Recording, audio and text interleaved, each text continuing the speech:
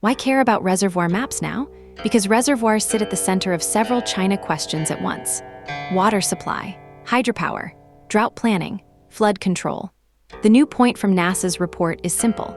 Landsat data can now help show where reservoir water moved over decades, and another dataset can estimate the underwater shape of lakes and reservoirs. That matters because surface area alone does not tell you how much water is really left. A wide reservoir can look stable and still lose useful storage.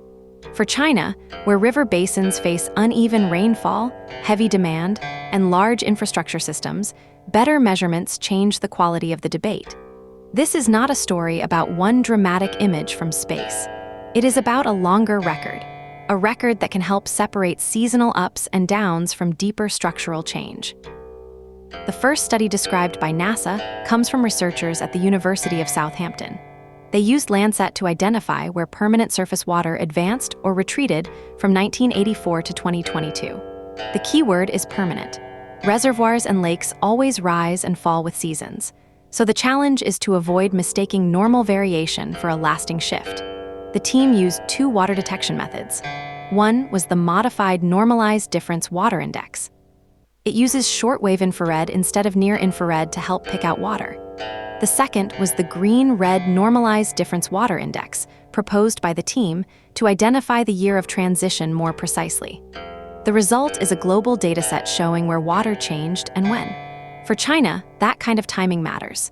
It could help link a reservoir change to drought, irrigation pressure, river engineering, or a new impoundment. Then comes the second study.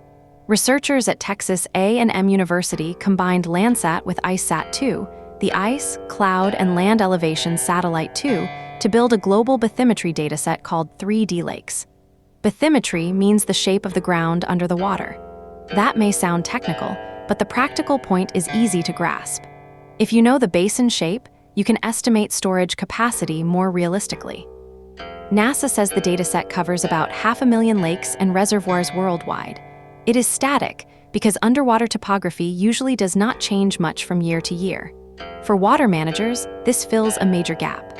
Measuring underwater terrain directly is costly and hard to do at global scale. For China, the value is obvious.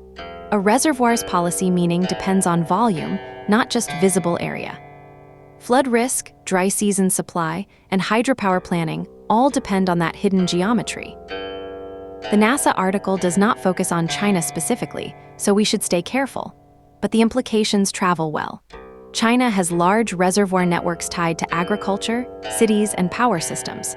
It also has regions with drought pressure, intense summer rain, and major river management challenges.